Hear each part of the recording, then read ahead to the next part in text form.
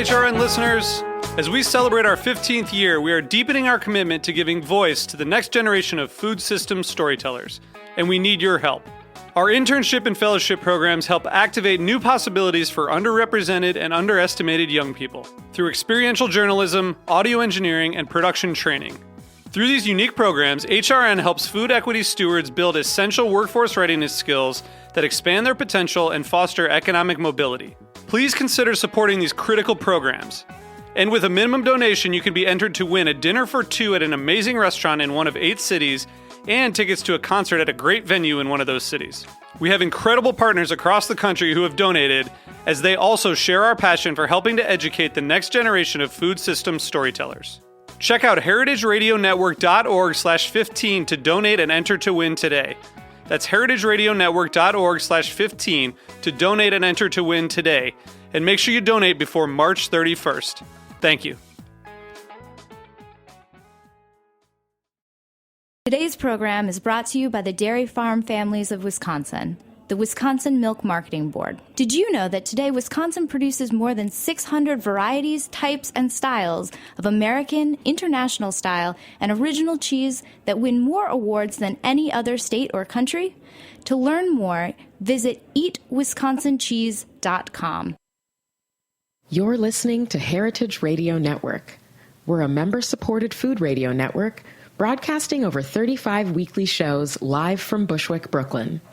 Join our hosts as they lead you through the world of craft brewing, behind the scenes of the restaurant industry, inside the battle over school food, and beyond. Find us at heritageradionetwork.org.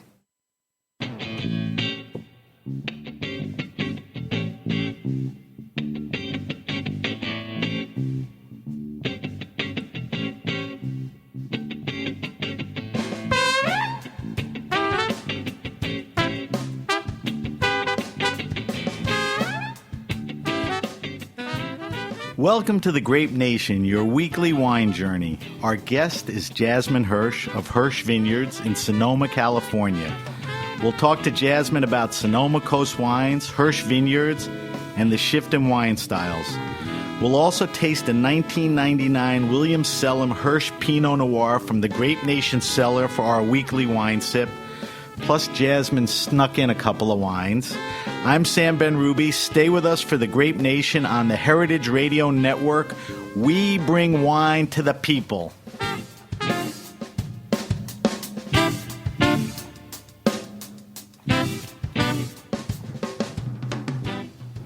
Jasmine Hirsch was born into a fledgling wine family on the Sonoma Coast.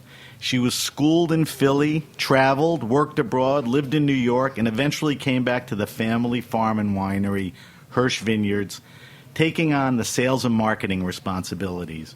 In 2015, Jasmine was named general manager of the winery.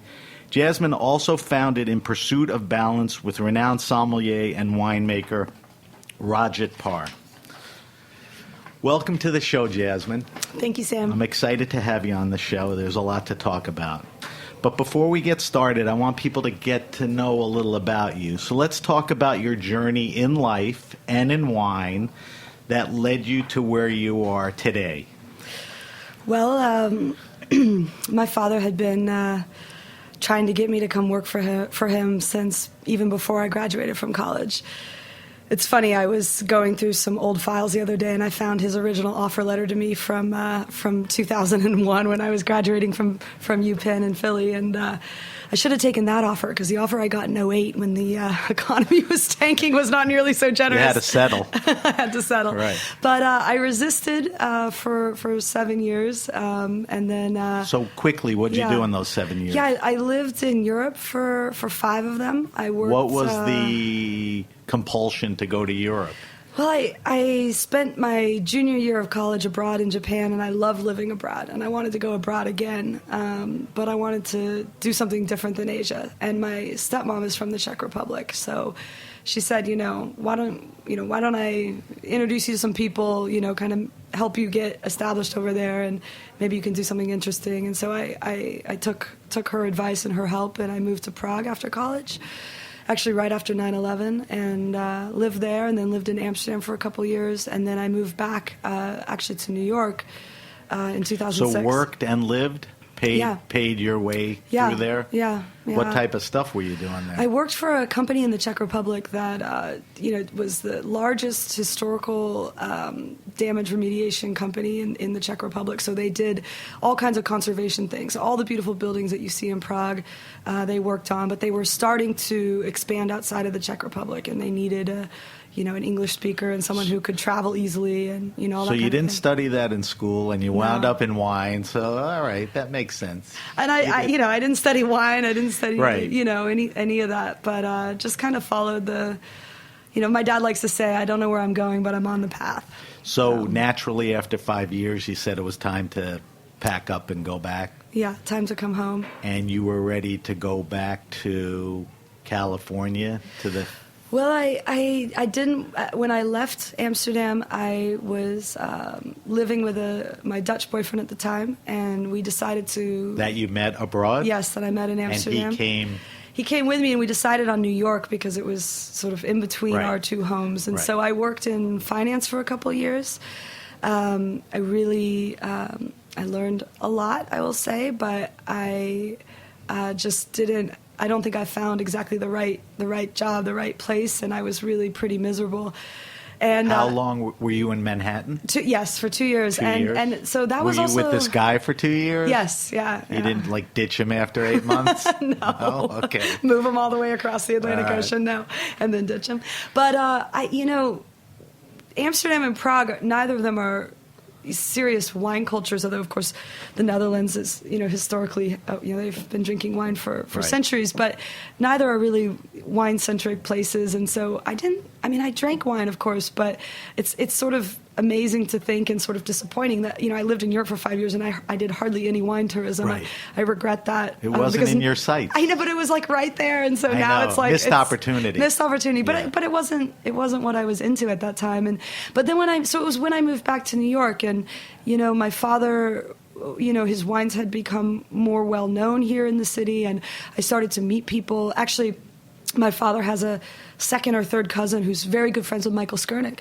And my father said to this cousin, my daughter's moving to the city, look out for her, and, if you could invite her some things. And so he invited me to some wine drinking gatherings. So you got your toe in the water. Yeah, I got my toe in the water. I started to taste old wine, which of course I'd had with my father, but, not really appreciated. Was he bugging you, like, when are you coming back, come on back to the business, or he was treading lightly? When I lived in Europe, I think my father really respected that I was following my own path. Gave you your space. Yeah, Well, he's an old hippie. Yeah. Well, yeah, and he really believes that our job on this planet is to become our true selves. So, but I started to go out and to meet all these amazing people in the wine business, and You took advantage of New York yeah, versus being yeah, in Europe. Yeah, and All the wine, food, people, absolutely, business. all the amazing restaurants in the city, the amazing wine So professionals. 2 years go by, and what happens? It's time Yeah, to... I'm bitching about my terrible job, and to Bernie's son, who at the time was the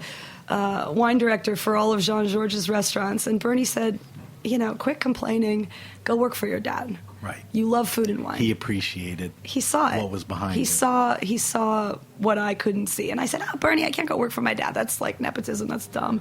And Bernie said, go work for your dad. He's doing something amazing. You'd actually have an opportunity to really contribute. And, at that time, I think I was 29. I had, started over when I came back to New York by I started as an analyst at the age of 27. Everyone else, who's sort of at that lowly level at a bank is, just out of college.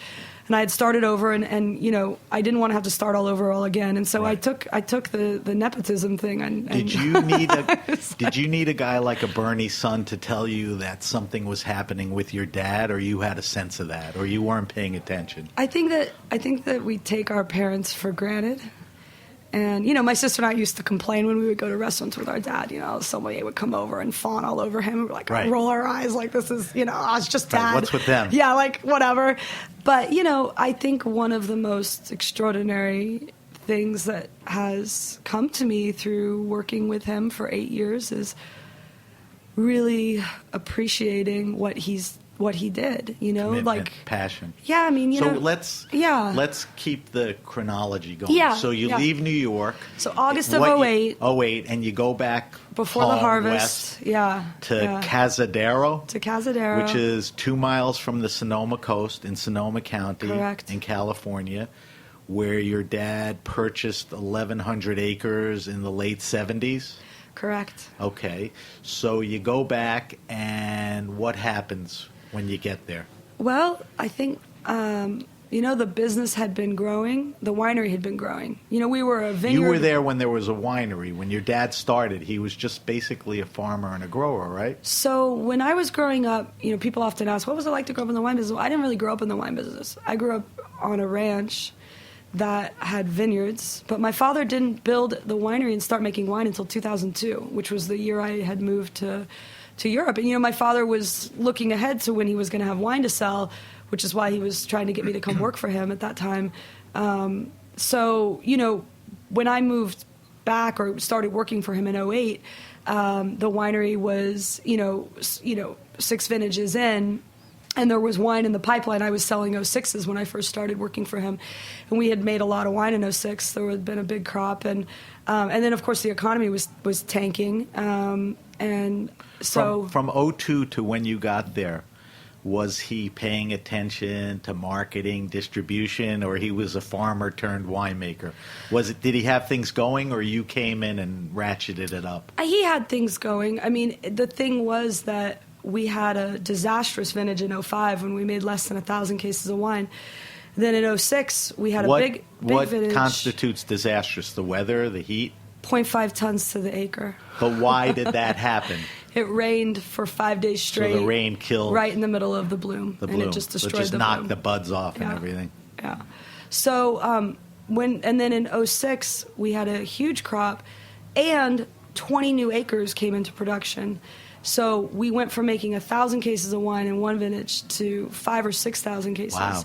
So my father had the winery from a sales and marketing point of view up and running, but he, you know, the distribution network was small, the mailing list was small, and my father's, you know, I do want to say he's not a winemaker. When he built the winery, he hired a winemaker, and we've always had a winemaker working for us and making the wines. Does he stress a style? Like, was he the guy that? I mean, Hirsch is known for balanced, restrained wines compared to a lot of the other California Pinots. Was that his vision? I think my father is amazingly agnostic to style. He's one of those wine drinkers, and they're out there, and I frankly find them quite impressive, who drink wines of many styles. You know, one night you can go over to his house and he'll be drinking Amarone, and the next night he'll be drinking Chassagne Rouge that you could read a book through. It's so light and so delicate. He cares about authenticity. He cares about real wines from a real place made by real people. So that was his vision. Authenticity. That was his vision.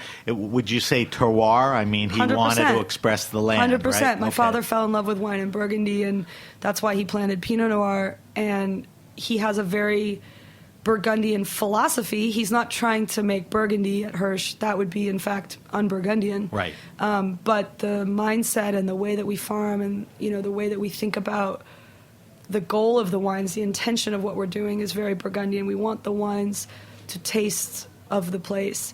But, you know, when I started working for my father, I had just come off of 2 years of living in New York, drinking a lot of French wine, tasting some American wine, tasting our own wines, and kind of thinking, I don't really like these wines as much as I like these beautiful, transparent,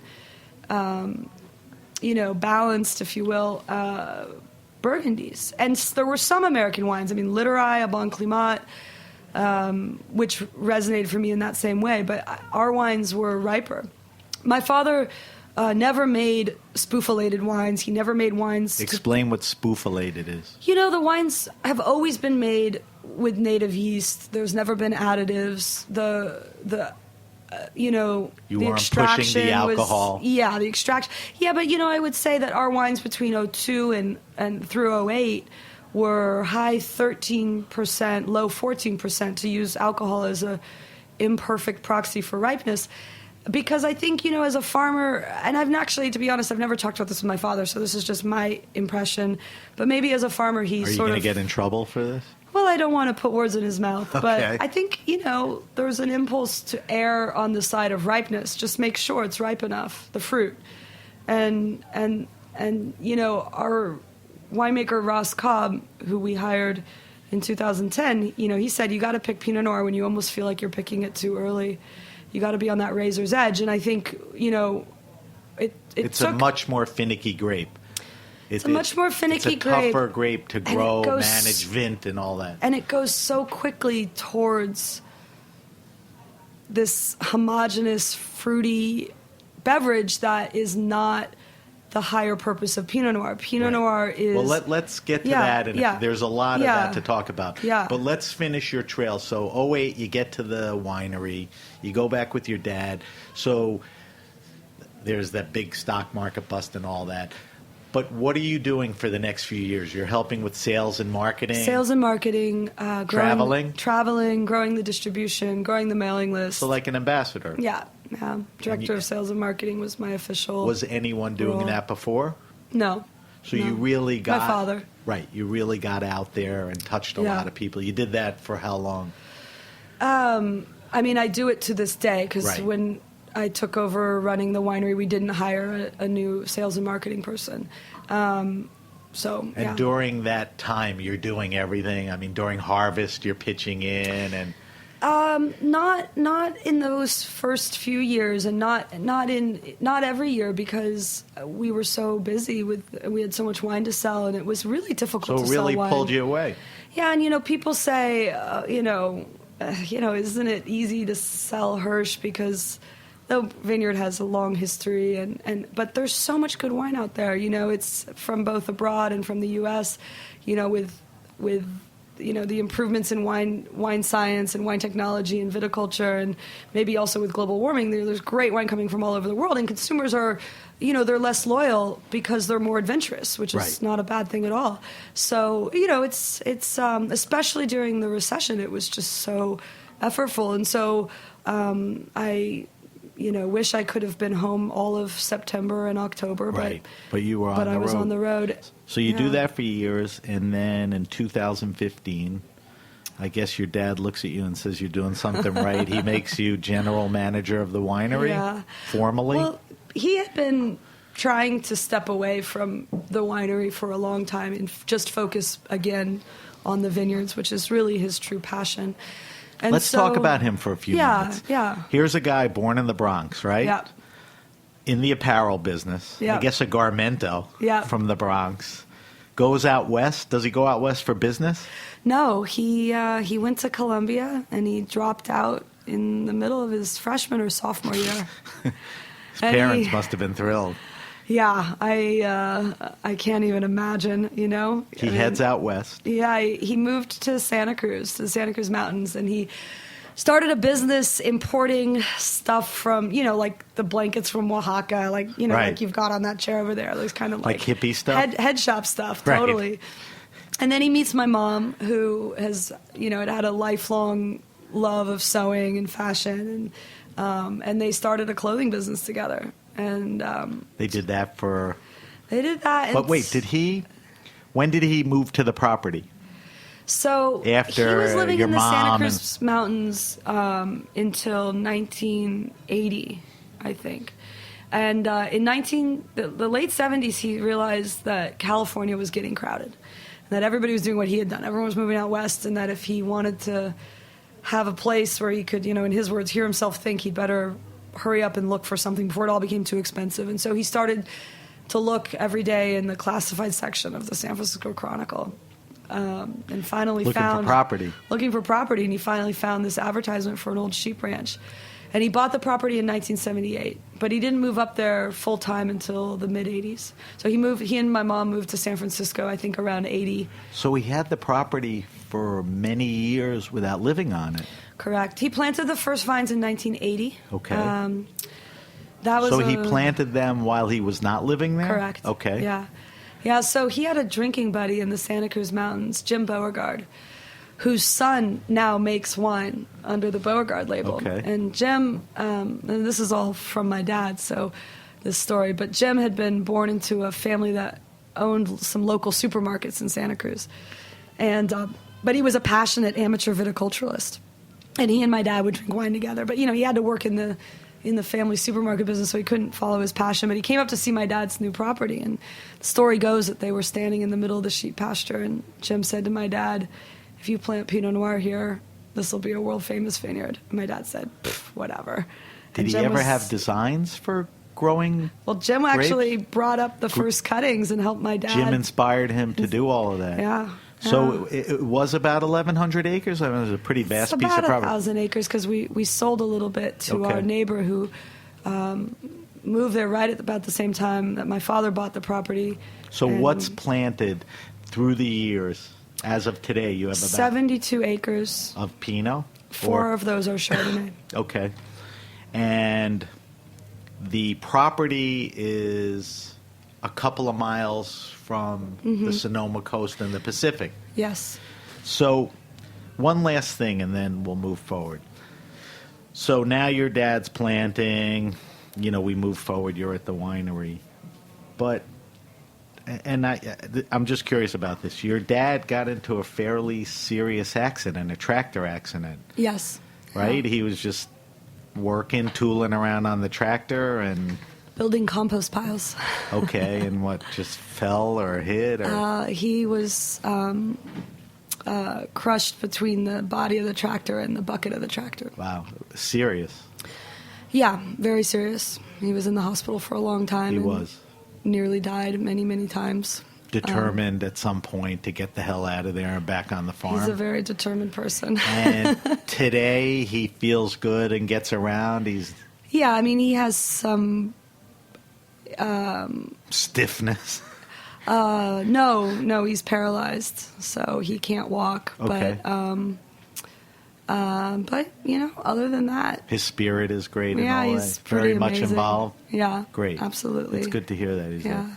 All right, so let's talk about the vineyard. I mean, it's an interesting piece of property in the sense of time, when you got out there and you were one of the first in Sonoma to plant in that area. Place, where it was. There was not a lot of other wineries. Climate, it had an interesting climate compared to other places, cooler. Let's talk about the property and, the effect it's had on the wines and all of that. Yeah, so it's it's a remarkable place. What we call the true Sonoma Coast or the West Sonoma Coast. The part that Hirsch Vineyards is in is called Fort Ross Seaview. That's the AVA. That's the AVA. We're when with, did it become an AVA? Oh gosh, January of 2012, maybe 11. Oh, recently. It's very recent. So the Fort Ross Seaview AVA is fully enclosed within the Sonoma Coast AVA. So we're in both AVAs. Right. But there was the Sonoma Coast AVA, and then they created even a more micro AVA. Yes, and I think that we'll see more of that. The Sonoma Coast is an enormous AVA. It's not very meaningful from a viticultural point of view. Right. At some points, it goes 40 miles from the coast. We're 2 miles from the coast. You can see the ocean on a clear day. It's a completely different climate and growing situation than if you're, even 10 miles from the coast, Right. let alone 40. So I think that's the place. I mean, Yeah, that and- particular area is unique in the sense It's of totally unique. It's totally unique because it's both close to the ocean, high elevation. We get some of the highest rainfall in California, certainly on the coast. Is that a positive, a negative, or a neutral for growing wine? It's I mean, a reality. It would be a better way to say it. You manage it. It's a reality of where we are. It definitely can promote excessive vigor, and so you've got to work with that viticulturally in terms of how you handle your canopy management and things like that. But it's just the nature of the place. And the last thing I would say about Fort Ross Seaview is it's and this is actually true of the whole coast of California. We're incredibly close to the San Andreas Fault. Right. So close to the fault, high elevation, high rainfall, incredibly steep slopes, and close to the ocean. Does the being close to the fault affect the type of soil? Yes. Do they Yes. vary? 100%, yeah. Do they vary on your property? Yes. Yeah, so there's 68 acres of Pinot Noir, but 60 farming parcels. Each of those parcels is unique in terms of its combination of soil type, So you're saying aspects. 60 different parcels? Correct. Yeah, so Wow. it's super micro farming and super micro winemaking. And that is the response that my father has developed over 35 years of farming there to manage the complexity that's been imparted to the site by the San Andreas Fault. He would say that even the climate is driven by the San Andreas Fault, and that's because the fault created the coastal ridges that run Right. north-south. And the ridges, what ridge you're on from the coast determines how much fog you'll get, because the ridges block the fog. So, being 2 miles from the ocean, second ridge in, we get a tremendous amount of fog. 5 miles inland, you've got another ridge or two in between you and the ocean, so it can be much warmer. What kind of temperature swings? Like during the day, in the summer, it could be what temperature, and at night it could go down to with the fog? It's interesting because the diurnal shift is not as big as it is someplace like Russian River, where it gets a lot warmer during not the that day. crazy. And then, the fog comes in on the river, so it gets really cold at night. But in the summertime, I mean, we can have cold nights. It can get into the 40s at night, and it can be hot during the day. I mean, there's times when the wind turns around and comes from Right. inland, and it has A gotten warmer up to breeze. 100 there, but Right. it's rare. It's really rare. One last climate question. So during the proclaimed California droughts, Yeah. was it always rainy there, or you felt? Well, I mean, we felt the drought. The vines were stressed in a way that 100% indicated drought stress. But we got more rain than a lot of folks in California, and we're really lucky for that. But we felt the drought for sure. Right. Yeah. All right, so we talked about the property, which is amazing and unique, and you were one of the first in that sense. So you have the property. What's the philosophy and the goal in the type of wines that you want to make? Yeah. You alluded to it before, but Yeah. get into it. Yeah, well, 08 was such an interesting vintage. It was my first vintage working for the winery. I was kind of coming off, as I said, drinking all these Burgundies and, young and stupid and opinionated and kind of, not understanding why we're making, these riper wines and, never like over the top, but riper than I was enjoying at the time. Right. And so 08 was this interesting vintage. Number one, there were forest fires, so all the wines were smoky. So we declassified all the wines and we didn't make any of our top wines. But besides that, it was a really hot year. And So the fact that there's a fire actually creates an effect on the grape it was that makes it smoky. extraordinary, Sam. Because literally the Yeah. skins get smoke on them, and when you go, what happened? Plants they breathe is not the right word, but there's an exchange of oxygen, right? So It's crazy. exchange of whatever they're using from the air, CO2, whatever. So there were forest fires up in Mendocino, and the wind was such during the growing season that the smoke was coming down the coast, and there were something like 2 weeks during July and August when the vineyards were just sitting in smoke and all the wines tasted smoky. But more than that, the wines were all really ripe. And, we have all these little parcels and we harvest and make each of them into their own wine. And then when you go through after making the wine and you taste them all and they all taste the same, you're kind of like, what am I doing? Why am I doing this? And, I know they're all different. They look different. The soil's different. They respond differently to farming inputs. But what am I doing in the winemaking? Because when you pick, is a winemaking decision. What am I doing in the winemaking that's homogenizing the wines? I don't think that we had that conversation in our heads or amongst ourselves that I just relayed. But I have come to realize that for me, the biggest problem with excessive ripeness is that it homogenizes. And wine is all about difference. Wine is all about individuality, and that's true of the world of wine, and it's true of Pinot Noir in the sense that Pinot Noir is this incredible vehicle to express place. It's Right. It's why it's one of the greatest. Do Pinot Noir grapes express the terroir more than other grapes, or you can't isolate that grape? I think it's Is it more finicky and?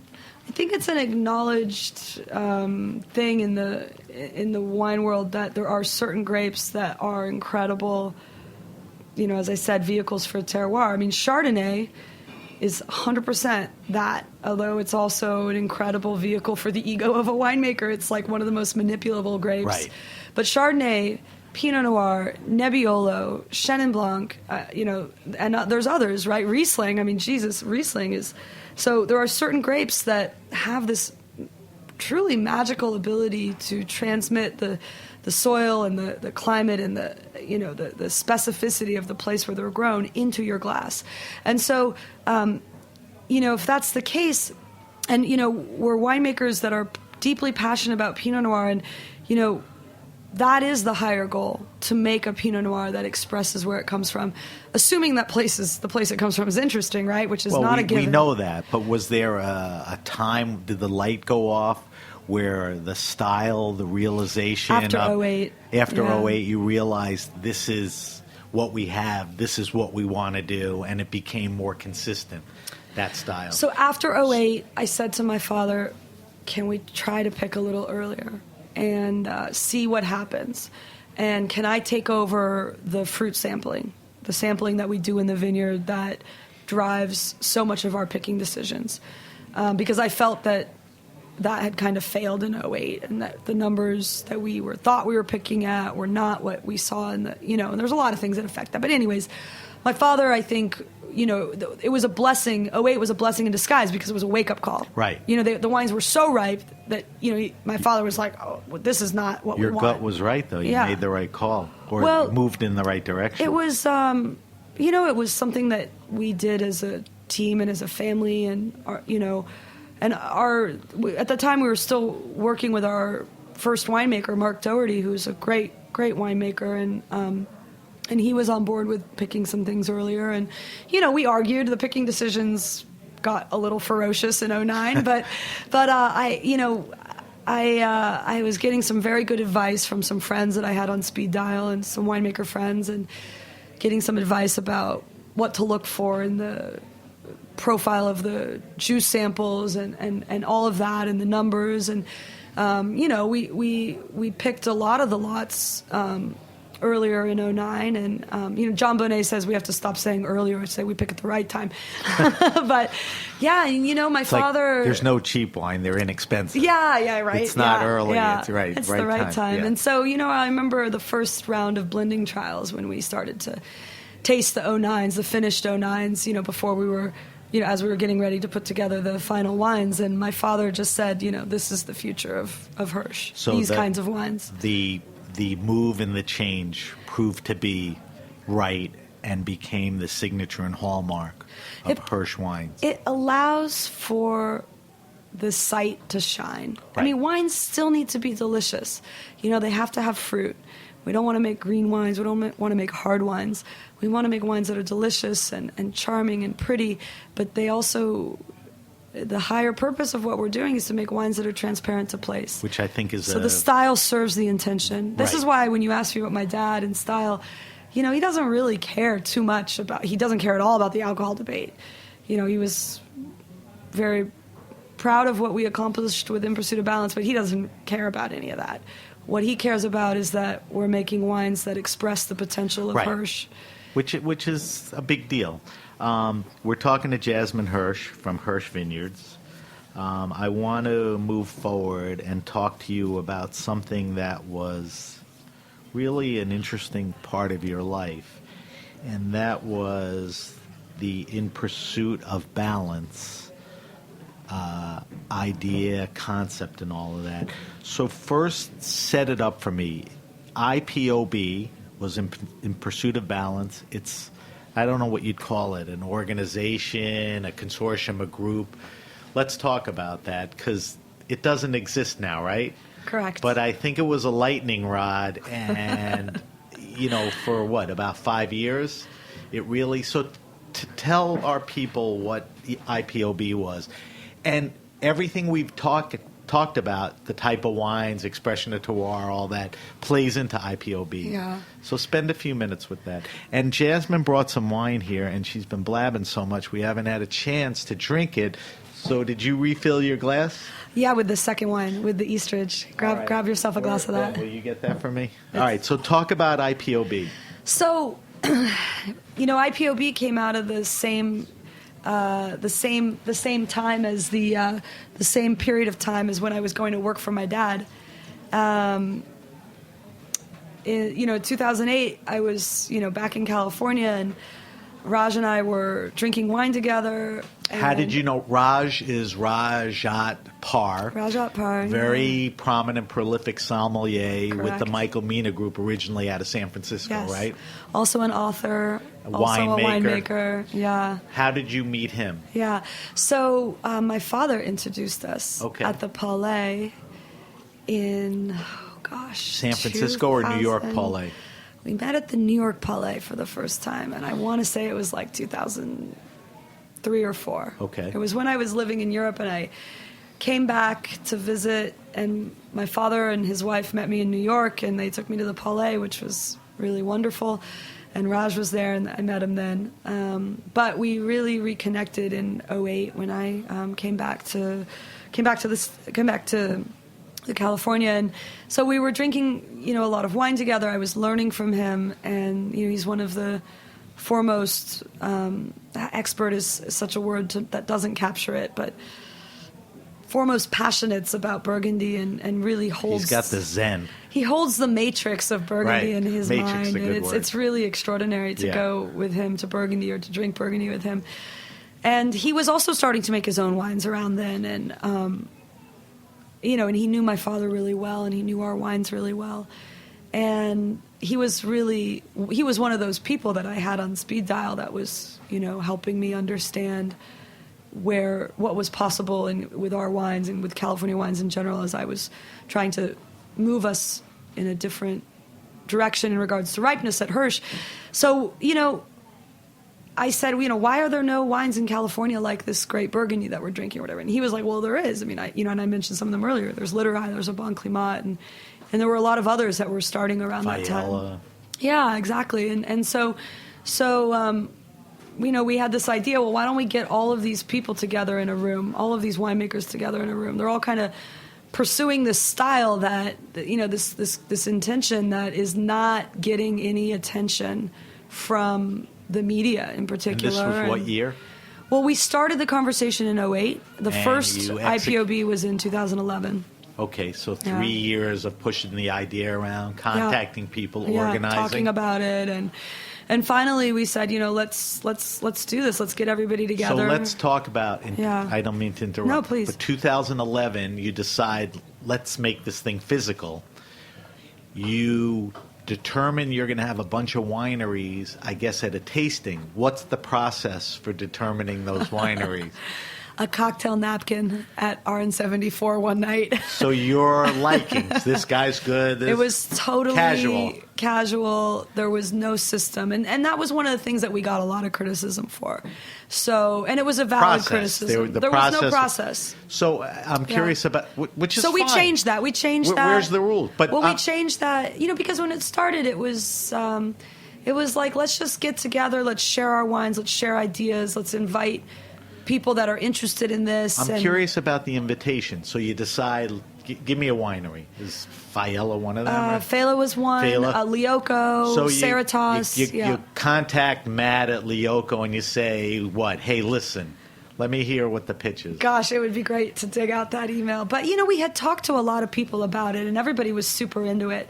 Because, we're all small wineries, and none of us have, most of us, I would say, don't have, big PR budgets or marketing Right. budgets or anything like that. So it's a cool consortium idea. Well, it was like together we can do more, right? If we pool our resources, if we pool our brands, we can get more attention and get people to, to attend the event and all that kind of thing. And so people were, the wineries were super into it. They got it immediately. I was going to ask, anyone that you put on the napkin that you asked, nobody backed off. Everybody. There was one winery that declined to It's participate. nothing. Yeah, compared to- they didn't feel that they had enough wine All to right, support so now it. the concept is you have a bunch of wineries that express.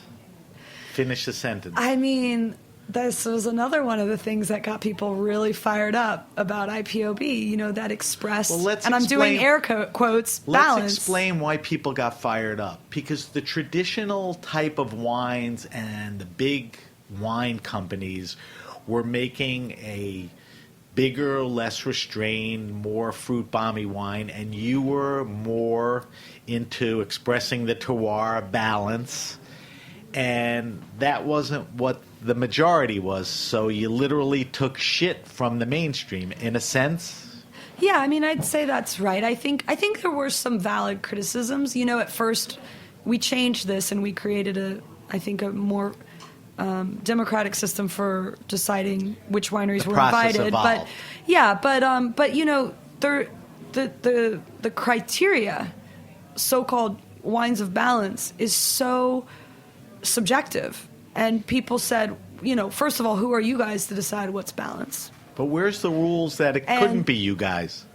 Well, and also, you know, I think the reason people got so upset was because it was they saw it as a criticism. Although we really tried to, and I think we did a good job at really always keeping it positive. We never said, these are the wines that are not balanced. These are the wines that we don't like. You stayed in your mission. Yeah, we stayed in our mission, and we celebrated the wines and the people and the ideas that we believed in. But most of the criticism was mainstream press. And other wineries. Yeah. And other wineries. I mean, you said, you stayed in your box, did your own thing. Here's our idea of this. Taste it. Yeah.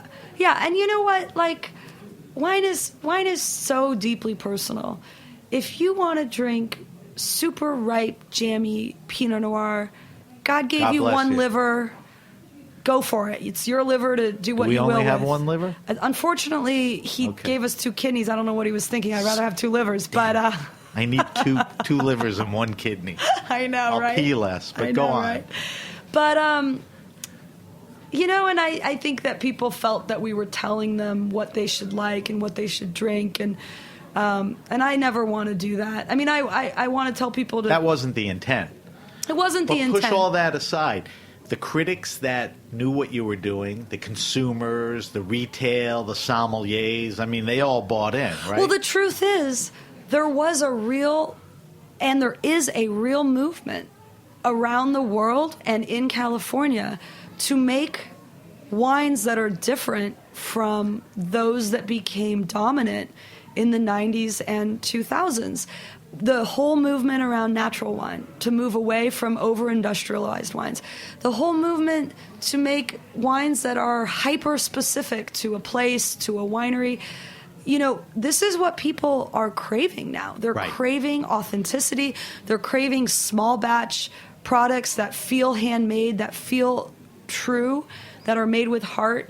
And, you know, I think that doesn't mean that a wine can be those things and not be what I consider balanced Pinot Noir. I mean, that's why I admire my father and his drinking habits so much, that for him, style is not so important. It's that the wine be real. Right. And that's really made the end with integrity and So you did IPOB for about 5 years. Yeah. You did an organized walk around tasting in San Francisco and New York and back and forth. And we did Tokyo and Osaka and London. The amount of wineries that participated grew. Houston, we went all over. Great attendance. Great attendance. Great press. Great press. Even the negative press was, you know, made people wonder, wait, what is this? Why is so-and-so so upset about this? The mission was accomplished, right? Yeah, you know, it's like the mission makes it sound like Raj and I knew what we were doing. We didn't know what we were doing. No, I didn't imply that. But what eventually you got out there, the point was made. Well, I think that like I said, that there was this real thing, there is this real thing happening in California, and it's the winemakers that are driving it. It's the winemakers that are putting their financial necks on the line to make wine that is not the critically dominant style.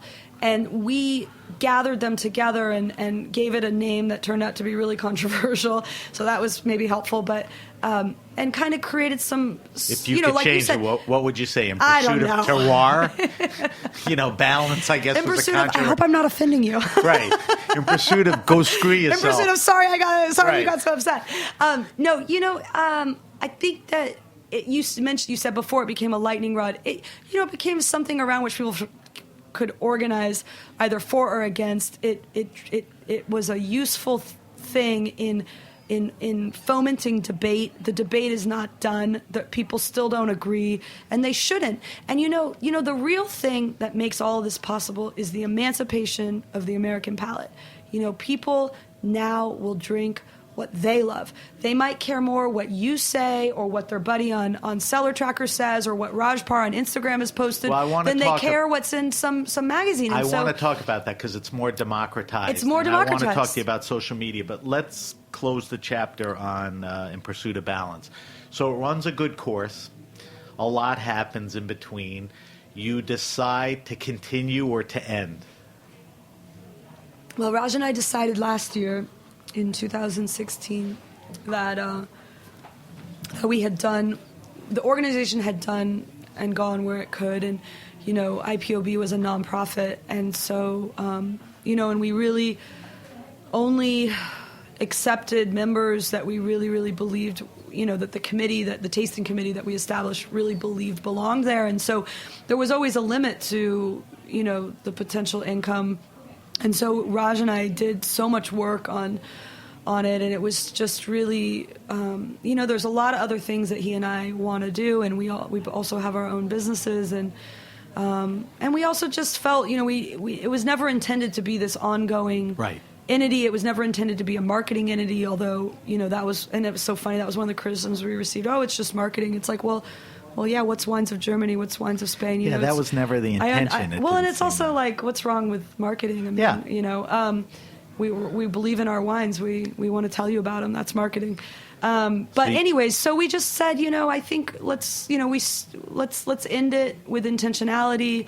Let's end it right. So we told the members that we were going to end it, and last year, 2016, was the last tasting. And so we decided, we had done some events, at the beginning of the year, which was our normal thing, but we said, as we're closing, let's do one last event in San Francisco where we got started. So we did our last tasting in November, and we went back to where we started. Just this past November. November. We got started at Raj's restaurant, Michael Mina's restaurant, RN74, and so we ended there. And the vibe was good. Everybody felt great. Good about all it. The people that supported us, over the years, was an opportunity for us to say thank you to them, and we threw a great party at the end.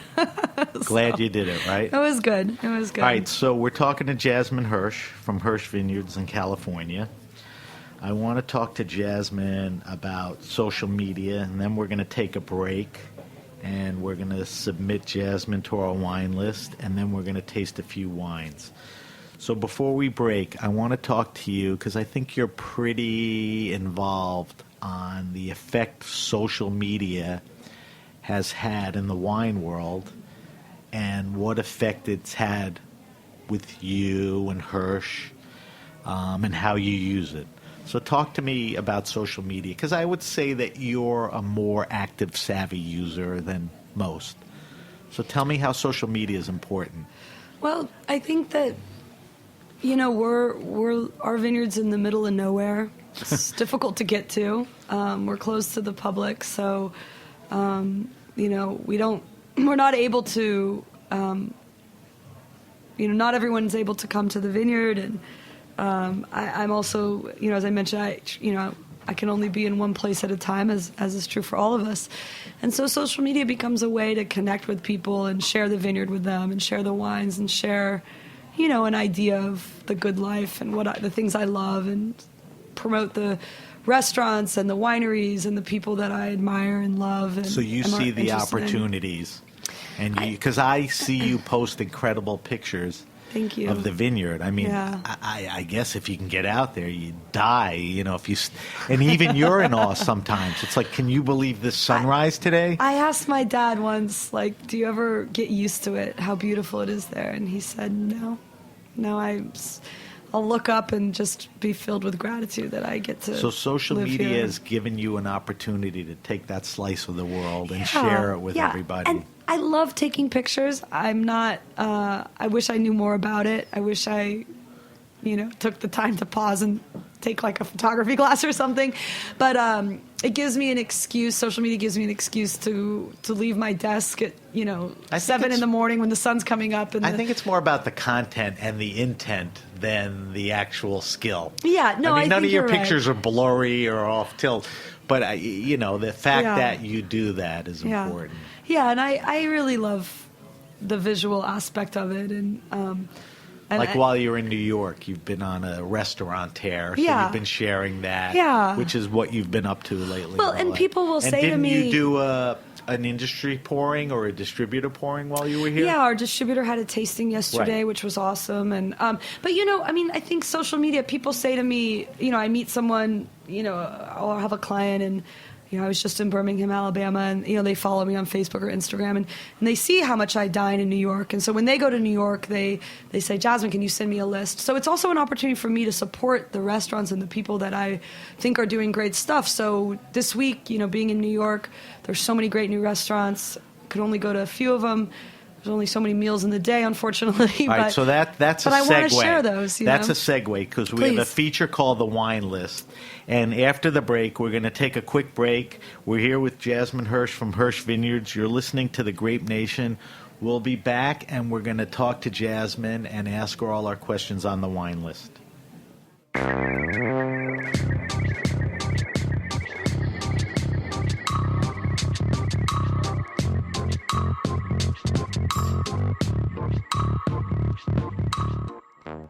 Today's program is brought to you by the Wisconsin Milk Marketing Board. Wisconsin produces the world's best cheese, period. Why? Lush grasslands, glacial water supply, fourth-generation cheesemakers, combining old world tradition with the new ideas and highest standards. The very best milk. What do you think of when you think of Wisconsin cheese? For me, I think cheese curds, delicious fresh cheese curds, or deep-fried cheese curds. Cheese curds literally any way, anytime, any place. I think about Andy Hatch and Upland's Cheese Company, the operation behind the Pleasant Ridge Reserve cheese that's literally America's most awarded cheese. I think of the deliciously stinky Limburger and its long storied history. I think about Raleigh's Dumbarton Blue, a perfect blend of English-style cheddar and notes of blue.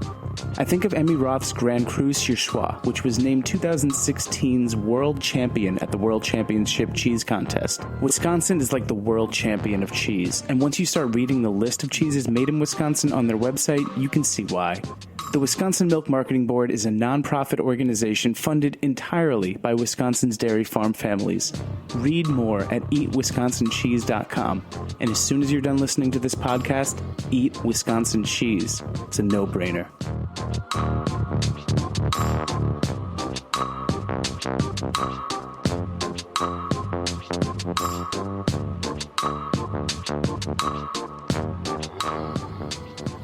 All right, we're back with Jasmine Hirsch from Hirsch Vineyards. We're going to subject Jasmine to the wine list. Then we're going to crack open a vintage Hirsch Vineyard wine. Plus, Jasmine has a few other wines floating around that we'll talk about. All right, Jasmine, you have your seatbelt on? You ready? Here's the wine list. Okay, first question. What are you drinking now? And I don't mean like today. What do you find yourself drinking a lot of the same thing in the last week, month? Chenin Blanc and Syrah. All right, so you've been hanging around Pascaline too much on the Chenin. All right, that's a good choice. What kind of Syrahs? Rhones, Californias? California, Northern Rhone, for the most part. Okay, tell me a couple of Californias without incriminating yourself that you like or... Wind Gap, Arnott Roberts, Pay, Fela. All great producers. Yeah. Okay. Let's talk about your favorite wine and food pairing. What's something that you go back to that reoccurs? That's so easy. Don't tell me champagne and oysters. No. I'll throw you out of here. The roast chicken at my favorite restaurant in the whole Zuni. world. Yes, Zuni. And Burgundy? Burgundy, maybe. What else? Or Northern Rhone Syrah. Okay. Yeah. You know, I've been doing it's hard to go wrong with the Zuni chicken. You can drink anything. The best. Kinda. You can drink white wine with it, and it's great. I've been doing this show for about a half a year, and roast chicken and Burgundy has come up 3-4 times. Roast chicken is a foil. Roast chicken is a delicious meal that, if you prepare it simply, you can pair with almost anything. Right. So it's Zuni. a classic wine lovers. Right. Food it's not for parents. pasta and it's not a heavy beef. It's diverse. All right. So we do a question, your favorite wine restaurant and or bar. I'm going to make you answer it two ways. I want you to give me a California answer up and down the coast. And you've been in New York enough. I want you to give me a New York answer. So your favorite wine restaurant and or bar, California. Republique in Los Angeles. Okay. Helmed by Taylor Parsons on the wine side until very recently. Restaurant. It's a restaurant. And wine. Great wine service. Extraordinary wine program, yeah. And we'll and say an amazing restaurant, amazing and food. we'll say Zuni for food. No, I mean, I feel like I can't say Zuni because it's. I already gave that as an answer Okay. for one thing, but I mean, Zuni's. I can walk to it from my apartment in San Francisco. Okay. So, and that's my home. That's like my living room when I'm in San Francisco. What about New York? It could be That's so from tough. this trip or You're gonna give me favorite an. wine bar or restaurant, New York. You told me you were going to zoom through these. I mean, this is tough because it's like there's so many great places. You're not incriminating one of my yourself because it's favorite places to sit and have a bottle of wine and a little food is the Nomad, because they have great a bar. great, and there's so many different spaces in the hotel. and There's- you like the offerings. The list is Yes, good. It's amazing. Okay. It's amazing. Great choice. Favorite to date all-time wine. Was it that Burgundy, that Dujac? No, there's no. That's Give an me a impossible. 64 Salon for Champagne. Good call. Wow, 64. Very, very sexy wine. I drank a bottle of wine with Johannes Leitz shortly after his mother. Who is Johannes Leitz? One of the greatest winemakers in Germany. Okay. I had planned to go to Europe and on a kind of a vacation, and his mother passed away, and so I diverted from Portugal to go and see him, and we sat in the middle of the Kaiser Steinfeld's vineyard. 07 Kaiser is one of my favorite wines that he's ever made, and so he said, let's go take the bicycles and eat a picnic and go up to Kaiser and drink Kaiser in the middle of the vineyard. He couldn't find Kaiser in the cellar, Right. so he grabbed something else, and I don't know what the wine was. It was But I spectacular. sat with him in the middle of this vineyard on a beautiful day, and he told me about his mother, and these are the moments where Well, the that's wine's not important. I was What's just going to important say is that's the an moment. answer of person, place, moment. That's a great Context. answer. Yeah. All right, here's a very tough question, especially for California people, and it's one of our favorite questions. Give me your best wine suggestion under $15. Give me a red and give me a white, and it could be anywhere. It could be Europe, Spain. So I drank a wine last night, actually at Pascaline's restaurant at Okay. Rouge Tomate. and if it's a and little over 15, I I'm okay. saw it at a wine shop today. I saw it at Flatiron Wines, and I believe it was around $15. You gotta There is tell me what it is. a producer, Invinate, which is an extraordinary Spell it. ENVINATE. It's a Jose Pastor Selections. That's the importer. And it's a group of passionate people in Spain, 3 or 4 of them, I think. That's the red or the white? This is the red. Right. And they make some more expensive wines, but they make a wine called Albahra, this beautiful floral, I'm probably pronouncing it wrong, Albahra. And I literally just saw it on the shelf at Flatiron Wines in Manhattan. It's a red wine that you can almost drink like you can chug it, but it's so pretty. Good call. Yeah. Now, I just want to tell you something. We had Ned and Brian from Grand Cru Selections on. Oh, cool. And they mentioned that wine. Oh, they did? Brian did. Ah, amazing. And Ned couldn't come up with a red for 15 or less. Yeah. Brian had to. All right, so now let's talk about a good wine. Ben's sitting here. He's going to go to his friend's house, bring 2 bottles for dinner. They're serving seafood. What's he bringing white, $15 or less? Oh, tough. I'm trying to think what I've had recently that's in White that. is always the easiest one to everyone. Well, I'm impressed. I love. Let me think. Let me try to think of a. It's tough. Muscadet? Muscadet. Oh, it can be a category? Whatever.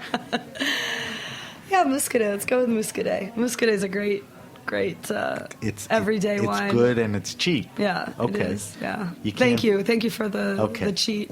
All right, last question. Are there a few wineries, let's stay in California. Forget the price. I mean, this is a separate question.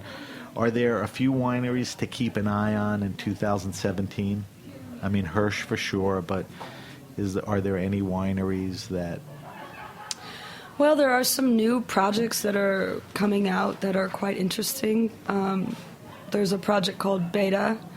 BETA? Yeah, that's, starting to release wines, and those should be really, really compelling wines for people. I would start there. And, Give me one more. The usual suspects, though. I mean, I got to say, like, Wingap is just one of my favorite wineries. Is that Raj?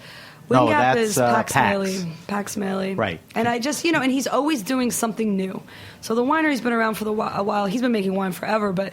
Under Pax, which he sold. But Wingap's not that old. Well, no, he actually didn't sell Pax. He's making wine under the Pax label again. He is? And he has a couple labels, but he's always doing something new and interesting and different, and he makes... So how do you pronounce his last name? Mali? Pax Maley. Pax Maley. Yeah. Wingap is one of his wines. Wingap's one of his wineries. That's a good call. Yeah, Keep an eye on him. yeah.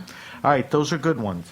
You did a good job. All right, so we're going to move to our final part of the show, and I'm glad to have Jasmine here for this. Every week we taste a different wine on air.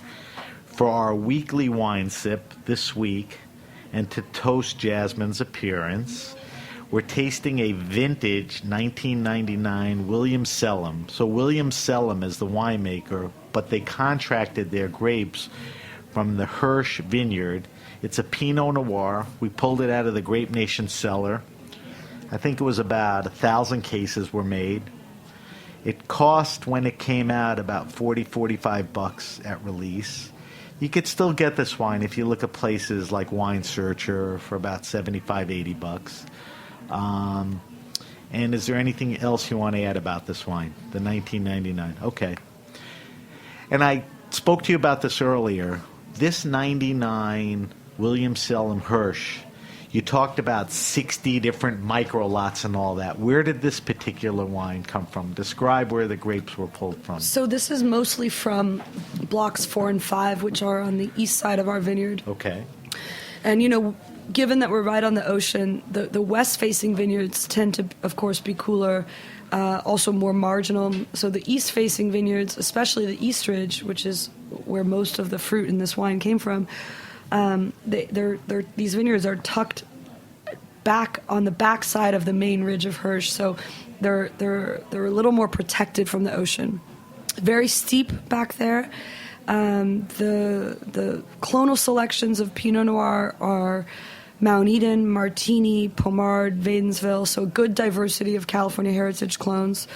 And the vineyard is planted on a rootstock called AXR that is turned out to not be phylloxera resistant. So the vines have phylloxera. Now, in 99, they must have been, they were less than 10 years old, so the phylloxera wasn't very advanced.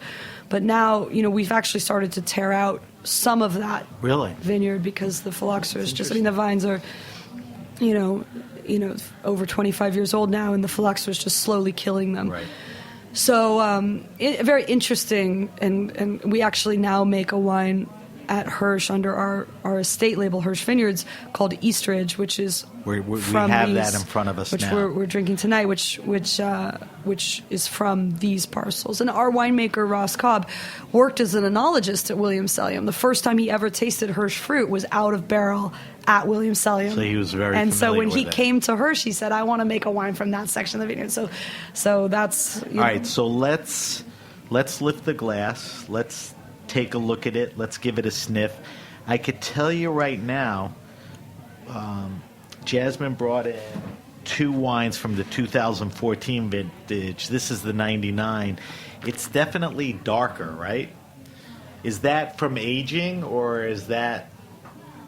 My guess would be that that's winemaking. Right. So it was a darker wine then. So Well, 99 was the year after they sold Williams Sellium. Bert Williams and Ed Sellium sold the winery. And the style changed a bit after they left. They Right. They but- were the guys. Yeah, well, they also were very, again, I mean, they were kind of the original. The thing too is like back in the, Bert and Ed made wines. Bert made wines like that can rival Burgundy, Right. and they're very elegant and balanced and delicious and all that kind of thing. And the new owner, made great wines, makes great wines, and at the same time definitely was going for a riper style. So I think the darkness of the color points to, because normally as wines get older, they get lighter. Right. It points to the extraction and the ripeness. The change in style. Yeah. So, But the wine is, it's amazing. It's 99 and it's the so color young and fresh. The color is ruby red. There's virtually no bricking on the edges, right? The nose is a teeny bit subdued, but I'm picking up raspberry. Well, tell me some of the nose descriptors you're getting. So I definitely get something that I find is quite common in our wines as they get older, or wines from the Hirsch Vineyards as they get older, is bergamot, which is what you get in English breakfast. I was going to say there was a tea aspect to Yeah, it, and yeah. that's like a bergamot Like a black tea. So there's the tea Yeah. and the bergamot. Yeah, and I gotta say, for me, I quietly stopped writing tasting notes for our wines a few years ago. I don't believe in tasting notes. It's okay. But what I do you believe, ain't getting out of here without. But what I giving us do a few. believe in is, there's a quality to a wine that can be described as the combination of the structure and the fruit and the mouthfeel and the oak and the acidity and one thing I would say about this wine is it's very complete. It's very. I'm impressed Yeah. how complete it is. Yeah. How fresh it is. Yeah. The mouthfeel. Let's talk about the mouthfeel. It's sort of a lightish to medium. Probably pushing a little more towards medium, right? Well, It's got a nice mouthfeel. It's very smooth. I know we're not supposed to say that a wine is very smooth because It's very sounds smooth and silly. sweet. It's like, but it is. It's very of a piece. And my father always talks about, where's the middle in the wine? Does the wine have middle? Does it have a beginning, a middle, and an end? And are all those pieces connected? And this wine, there's continuity on the palate. I agree. And I think that's a real achievement. Let's talk about the palate. Give me some descriptors. I need more wine. I drank it all. Ben, pour it. Jasmine's putting been it away. drinking a lot of wine tonight. I'm putting it away. Give me some taste descriptors. Well, again, there's that cherry juice. There's a little bit of pomegranate juice. But not that overpowering No. California cherry cola juice. No. Nice no, cherry. Darker and cherry. And there's definitely some earthiness in the wine. There's a real purity to the wine, too. It's very pure. It's very on point. It's very focused. It is focused. And I just got cherry on the sort of after the mid palate. I always ask everyone if this wine is holding up well. I think the whole time we've been tasting it, it's holding up well, and I'm very happy for that. If you gave me this wine blind, I would never guess 99. I would guess. Either would I. I would I'm guess so like happy. 09. Part of it. I would guess 09. Part of it is provenance. I'm on the mailing list, and the second it was delivered, it went sideways in my Right, temperature-controlled cellar, literally. It hasn't moved. For 16 years. So I Yeah. think that helps. But I think you have to go back to the wine. So we think this wine is holding up well. Let's tap into you and ask you what you would pair this wine with. So what does this make me? It makes me kind of think about lamb shanks. Okay, could hold up to that. Oh, I Little think gamey so. meat. I think so. Not Not bad too with- gamey. Not too gamey. Well, but, lamb is not the gamiest meat. But it's also it's very high acid, and so I'm also thinking of like a potato gratin that's creamy that needs acid to cut through it, and that with a piece of meat. I think this wine could be incredibly compelling. You're right. You're right. It has the chops for that. So I would say that we like this wine. We like this and wine. I'm not saying we like it because it's a Hirsch. I'm saying because we know William Sellam's a great winery, but it was the year of transition.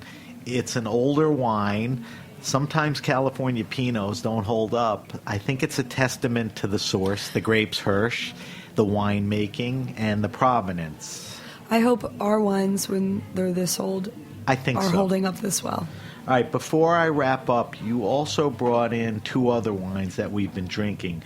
You brought in a Hirsch Vineyard Pinot Noir East Ridge 2014 and a Hirsch Vineyard Pinot Noir, I know I'm moving around, West Ridge.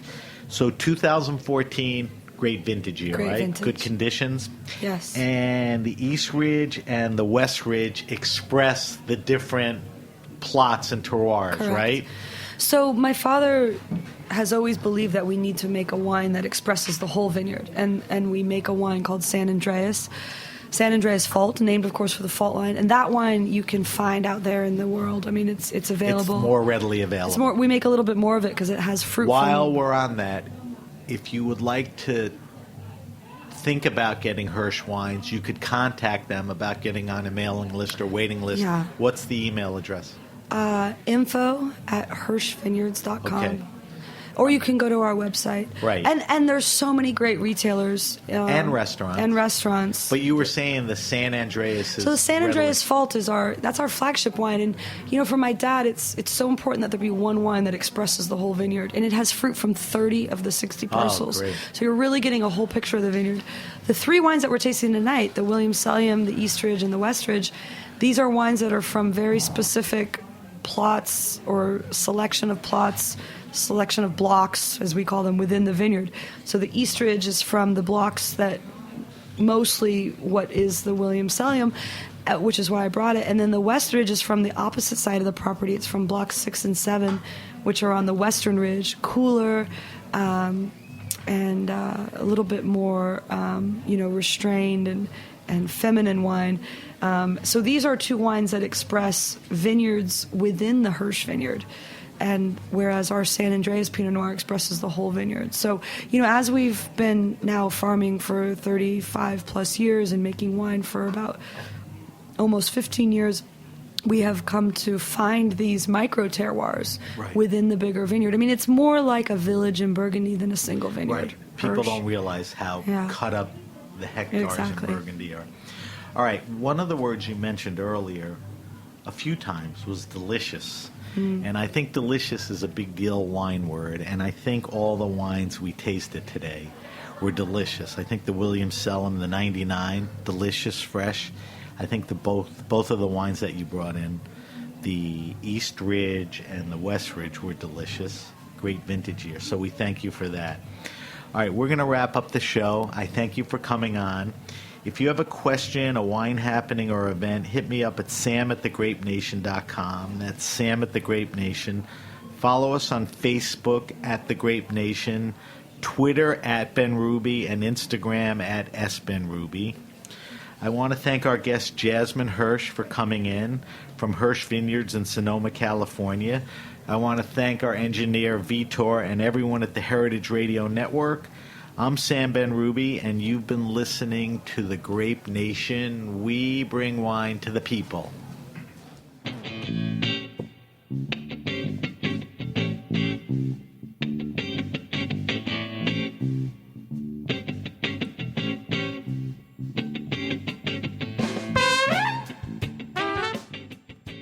Thanks for listening to Heritage Radio Network, food radio supported by you. For our freshest content and to hear about exclusive events, subscribe to our newsletter. Enter your email at the bottom of our website, heritageradionetwork.org. Connect with us on Facebook, Instagram, and Twitter at heritage_radio. Heritage Radio Network is a nonprofit organization driving conversations to make the world a better, fairer, more delicious place. And we couldn't do it without support from listeners like you. Want to be a part of the food world's most innovative community? Rate the shows you like, tell your friends, and please join our community by becoming a member. Just click on the beating heart at the top right of our homepage. Thanks for listening.